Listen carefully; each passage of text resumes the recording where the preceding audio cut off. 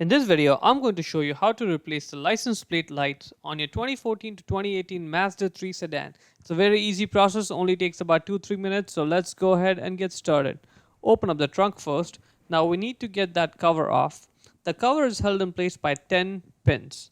1, 2, 3, 4, 5, 6, 7, 8, 9, and 10 right over in the center there. Alright, in order to get those pins off, we need a small flathead screwdriver, one that looks like this.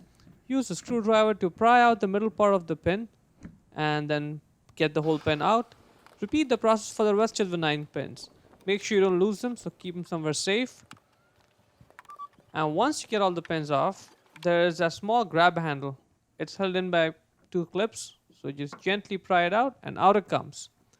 Now keep the cover aside, and right there, that's the bulb holder for the license plate lights. There's 2 of them. Let's get it out. In order to get it out, all you have to do is grab the bulb holder and then twist it left, like I did. That's one. Same process for the other one over there. Off it comes. Now in order to get the old bulbs off, all you have to do is just grab the bulb holder with one hand and wiggle the bulb out. The replacement bulb type number is 194168 or T10. Again, 194168 or T10. It's a very common bulb. Get the new replacement bulb. You can even upgrade it to an LED if you like. Get the bulbs, push it in, and you're done.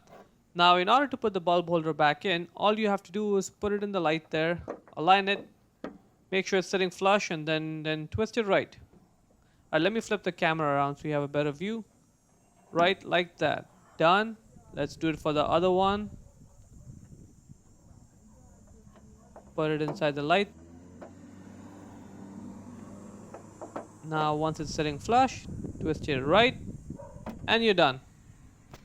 Alright, now when you put in the cover back in, make sure the pin, the middle part of the pin, is all the way out. That makes your job easier. So get the cover, get it in place, and first just put one of the pins in place.